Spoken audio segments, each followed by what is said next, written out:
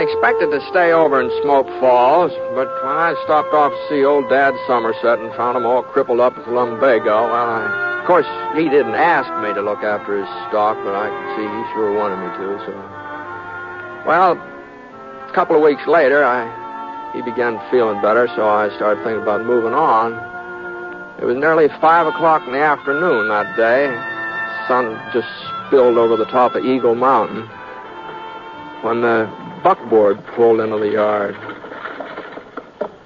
Mr. Ponset?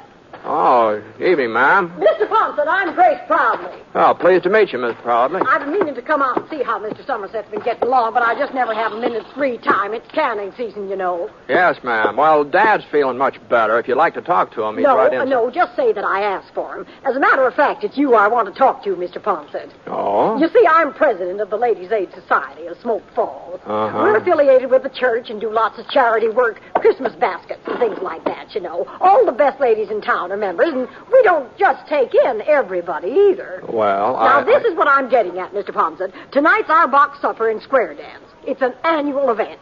Mr. Simpling always loans us his barn for the occasion. I've spent the whole afternoon helping with the decorations. Now, Polly Sullivan, that's Wade Sullivan's wife, she's chairman of the decorating committee, but since I'm president, I felt it was my duty to give her a hand. That's what made me so late coming out here to ask you. To ask me?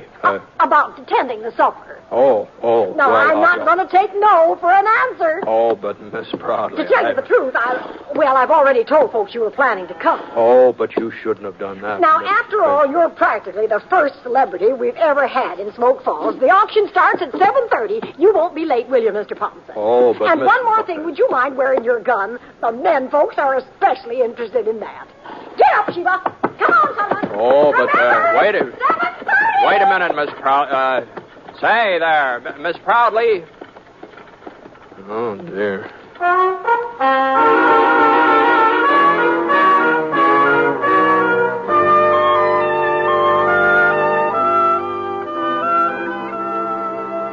Well, after I gave Dad his supper, I washed my face and wet down my hair and started off for old man Simpling's barn. When I got there, Miss Proudly met me at the door and introduced me around. The only name that sank in was her daughter, Ellen. Pretty girl. I figured that when the box supper sheet pack was put up for sale, the bidding would be mighty serious. All right, everybody, we're ready to begin the auction. We don't want the music now, Wilbur. Wilbur!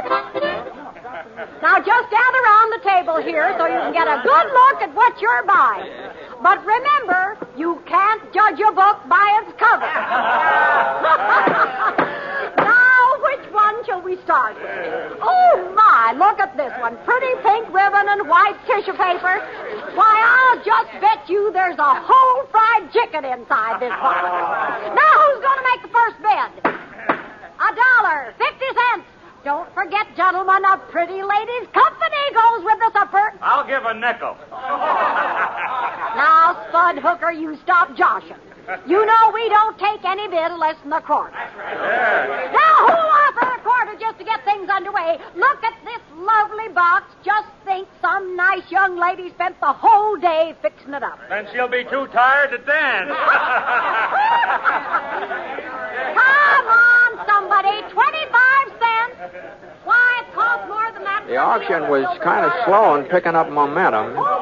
But when Mrs. Proudly started in to make the third sale, well, there wasn't much doubt whose supper she was selling. Ellen Proudly sort of reddened in the cheeks and tried to look unconcerned. I saw her give somebody a glance on the other side of the room, almost like a signal. Couldn't tell who it was intended for, but there were two fellas standing over there. Spud Hooker is one, tall, husky, about 25. He'd been cracking jokes and acting sort of like he owned the place. The other boy was kind of a different sort. He's thinner, shorter. He hadn't opened his mouth since I got there. Now, let's see if you can't do a little better this time, gentlemen. Here's the next supper. Oh, boy. My, it looks familiar. Oh, I guess I shouldn't have said anything, should I? Ellen will just about murder me when I get home. Oh! Well, as long as the cat's out of the bag, I might as well go ahead with the sale. 50 cents. Bud Hooker bids 50 cents. A supper like this ought to be worth more than $50. little bird told me there's a chocolate cake inside. 75 cents, ma'am. I've got 75. Now, what about it, Spud? You're not going to let Tom Leverett outbid you? $1. $1. I'm bid. $1 silver dollar. Who'll give $1.25? $1.25. Don't forget, gentlemen, it's all for charity. $1.50. Now we're getting somewhere. I'm bid $1.50. Spud Hooker offers $1.50. Are there any more bids? $2. You're bidding $2, Tom? Yes, ma'am. $3. Oh, 3? That's what I said. Well, now, we all appreciate your enthusiasm, boys. But remember, this isn't the only supper you can buy. It's the only one I'm buying, and I'll take it right... $4. Huh? Well, all right. Going once, going twice, and it's sold. $5. Now, Spud, are you sure? $6, Miss Proudly. You're making a fool of yourself, Leverett. Ellen wants to eat with me. My bid's $6. 7. Now, boys. 10. Oh, now you don't mean that, Tom. You can't afford $10. No, I mean it. Well, all right. I'm bid $10. Are there any more bids? Going once, going twice? Go ahead, sell it to him. It ain't going to do him no good. Now, we don't want any trouble, Spud. Ellen's my girl, and she's eating with me. I'll take that box, Miss Proudly. Here's your money. Didn't you hear what I said? She's eating with me. Get out of the way, Spud. You're not man enough to make me move. Now, give me that box or I'll take it away from you. Okay, Tom, you hurt me. Hold on there. No, just a minute here. Now, hold on. Don't concern you, Ponset. No, maybe it doesn't. Maybe it doesn't concern me. It just seems to me that there ought to be a better place for settling things, that's all. Mr. Ponset's right, Spud.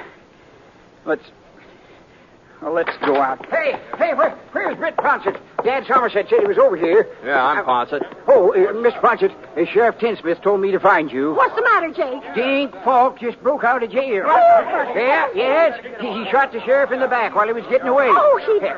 Well, we took him over to Doc Foster's, and he's bleeding pretty bad. He wants to talk to Mr. Ponset before he...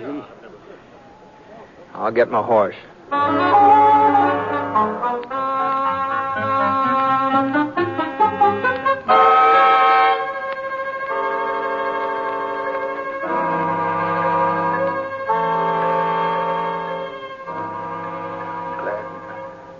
Glad you got here, Britt, before... Now, what are you talking about, Ray? You're going to be all right. The doc says you'll be back on your feet again inside of a week or so. Don't know what I was thinking of. Letting Dink Falk get hold of my gun while I was serving his supper. Must be getting careless in my old age. Now, well, you're not the first man to have trouble with Falk. He had a pretty fancy reputation, from what I hear. Yeah, that's why I had to see you, Britt. My fault he got loose, and I don't want other folks to pay for my mistakes. Well, what do you mean? I know this town, Britt. I'll get a posse together and start after Falk. Well, that's... And they'll catch him, too. But going out in a crowd like that, he'll hear him coming. Falk's a wildcat killer, Britt. When he's cornered, he won't give up. Pick off 3 or 4 of the posse before they can close in. Well, not if they're careful. That's the trouble, though. Fellas here ain't cautious. They're bullheaded, but you'd know how to take him, Britt. No, I ain't saying it's your duty. You don't even live in Smoke Falls, but you could capture Falk without him having a chance to... No, I'm afraid you're giving me too much credit, Ray. If you want somebody to go along, any of the boys... Sure, I know that, I'd be mighty grateful, Brett. The folks here have been good to me.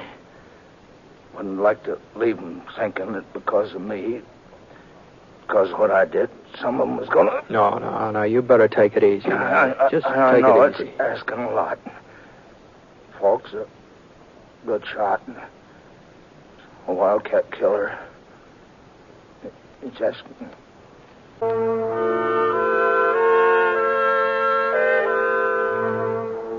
Sheriff Tinsmith had been right about the town foreman of posse. They hadn't lost any time. Spud Hooker was taking charge. I was kind of surprised to see that Tom Leverett was along. But I figured he and Hooker sort of joined forces for the time being. How is he, Ponset? Well, he passed out a few minutes ago. Maybe it's just as well. At least he's getting some rest. Yeah, well, we're going after Falk. The other boys are waiting behind the mercantile. Uh-huh. Looks like you got quite a gang. I ain't got no objections to having you go along, too. Not that we need you understand? Yeah.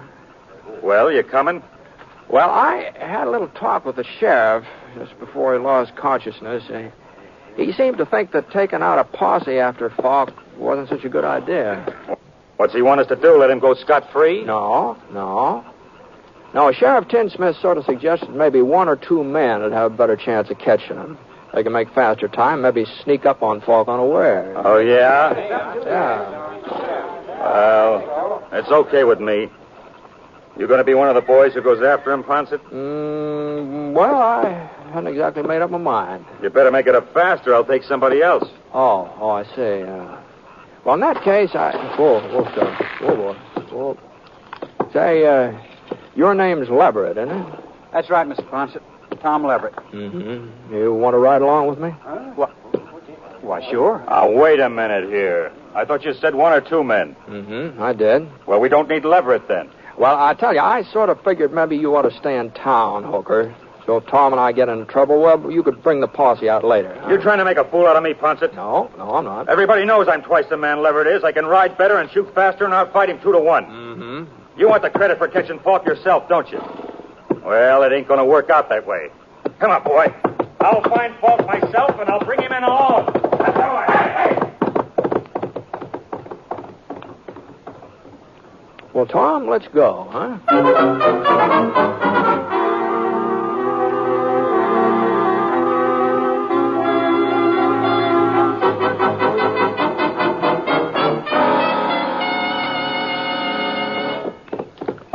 Falk's trail headed west, up toward Eagle Mountain. And the moon was out, sort of a half moon, but it gave us enough light so we could follow the hoof prints Falk's horse had left. Along about midnight, we spotted another trail, fresher. It couldn't have been more than a couple of minutes old. It cut in from one side and then went on ahead in the same direction Falk was riding. You see that, Tom? Yeah. Looks like Spud Hooker took a shortcut. Yeah. You reckon he'll beat us to him? Oh, you never know. Never know. If he does, he might save us some grief, wouldn't he, huh? You're not anxious to tangle with Falk, are you, Mr. Ponset? No, I'm not anxious to tangle with anybody, Tom. But I thought, well, you brought in other outlaws before. Oh, some. Not as many as folks think, but I've never enjoyed tangling with any of them. Why'd you pick me? Spud's right. He is twice the man I am. That's shooting, maybe. Yeah. But there's more to trailing a killer than being able to shoot. You know, lots of times it's more important for a man to know when not to shoot, you know. Oh? Yeah. Fellow's itching to pull a trigger like Spud. Well, he's apt to pull it too soon. And, hey, look at that. The moon's going down. Yeah. We might as well get some shut-eye. Whoa, boy. Oscar. You couldn't see the trail anyway. Spud won't be stopping for sleep. No, don't suppose he will. That's another reason I picked you. I kind of figured he'd want to keep pushing on all night. Doggone it, God, along about this time, I just get tired.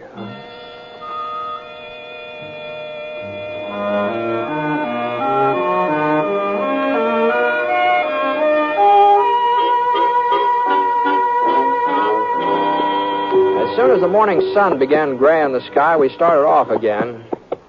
Falk's trail was winding up the side of Eagle Mountain now. It was a pretty hard ride. Tom didn't complain, even though I could see he wasn't used to it. Every once in a while, he almost slid out of his saddle, but somehow he managed to hang on. About noon, we reached a little creek, and Falk's trail gave out. The other trail, the one we figured was Hooker's, it sort of milled around in all directions and then went off on a tangent.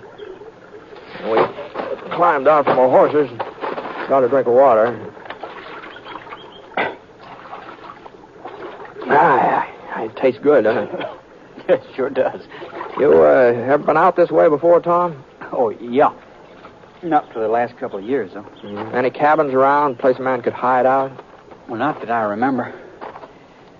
You think we're getting close to him? Well, he could have gone on using the creek to cover his trail, but he'd have to stop pretty soon. Oh? Oh, yeah. A man can't keep riding forever. Even Dink Falk. So far, we haven't seen any signs that he made camp, you see. That's so. Giant cave. Hmm? Well, he might be there, Britt. It's not more than a mile away, due south. Giant cave. Well, you've heard of it, ain't you? No, don't think I have. Well, it'd be a perfect spot for a man to hole up.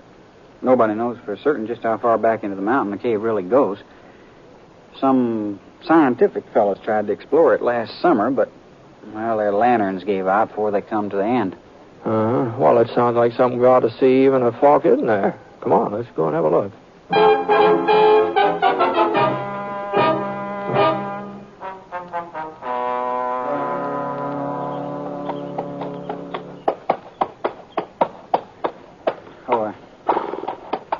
That's the entrance there, Britt. Beside that slab of yellow rock. Uh-huh. I don't see any sign of Falk's trail. I guess he could have come up from the other side, though. Yeah, that's what he must have done. Huh? That pony over yonder. That clump of bushes grazing. Oh, yeah, I see him. Easy, Sorrel. Scott. Easy, whoa, boy. You know, Jake Watson said Falk stole a sorrel when he made his getaway. Mm-hmm. Now, we'd better close in on foot.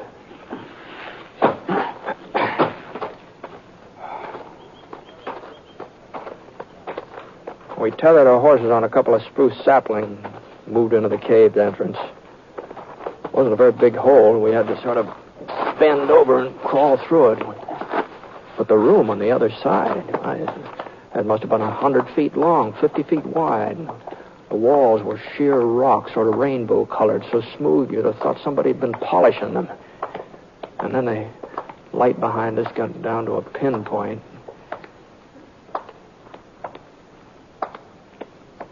He wouldn't be hiding here in the dark, would he, Britt?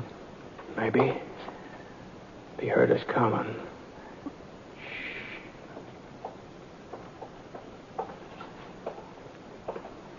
Somebody up ahead. Yeah. You got your gun ready? Uh-huh. Now, don't use it unless you're pretty sure of hitting something. We start shooting, it'll just help his aim. Okay. All right, now back up against the wall here behind you.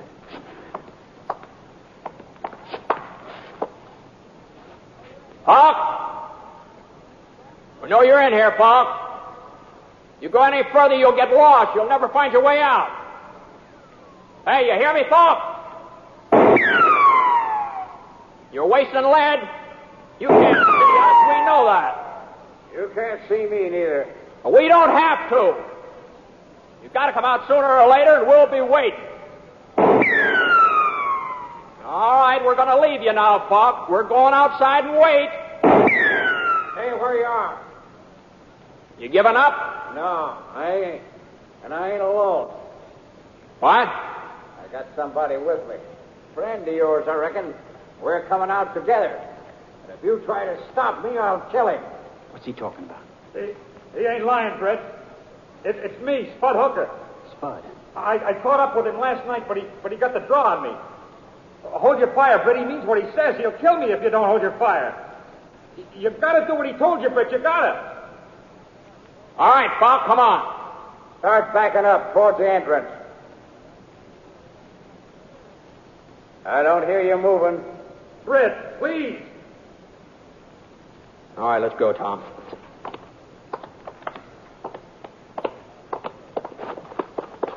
We backed out into the daylight, Tom and me, and waited for them. About a minute later, Spud Hooker marched through the mouth of the cave, half scared to death. Dink Falk was right behind him, holding a .45 aimed at the small of Spud's back. I was pretty sure he wouldn't hesitate to pull the trigger either. Sheriff Tinsmith was right. He's just a wildcat killer. He had that stampede look in his eyes as he stood there blinking against the sun. Same kind of a look you see in a steer when the herd's shoving him along. You can't stop or be trampled to death. Hang off your guns. Both of you. Take them off or I'll fix your friend here. Falk gave Spud a shove with his gun and he jumped forward. There was an opening now between him and Falk. The next thing I knew, Tom dived forward. Get out, Spud! Tom tackled Spud, and he rolled over. The bullet missed him, but Tom was in range, and he took it. Falk aimed to fire again, and I managed to get my gun out. Bullet hit his thigh and spun him around. Then his leg buckled, and he fell face down. He hadn't let go of the pistol yet. He started to bring it up. Drop it, Falk. For a second, his finger went right on squeezing the trigger, but no, he just didn't have the strength. Tom? Tom, you all right? Sure. Yeah, it's hardly bleeding. I should have let Falk alone. I should have let you handle him, Britt. Well, I don't know. Looks to me like Tom did most of the handling around here. I mean, if it hadn't been for him, Yeah. I guess I had you figured wrong, Tom. I never thought you'd be the one to save me, but... I wasn't saving you, Spud. Huh? I don't like you. I never did. And nothing's going to change that. Then why? I like Ellen. I like her a lot, but... Well, she's in love with you. If you got yourself killed, it would just hurt her and wouldn't do me no good. Ellen, tell you she's in love with me? She didn't have to. When she finds out what happened today... She ain't going to find out. I'm going to tell her. I'm going to tell her myself. I don't want her to know. It's for me to decide. Now listen here, Spud Hooker. You do the listening for a change. No, I thought you I taught you a you lesson loud last night, but it looks like... Now, hold on now. Now, I think we ought to get Tom to a doctor, don't you? If we don't, Ellen won't have no way of choosing him even if she wanted to. Now, come on, Spud. Come on, give me a hand.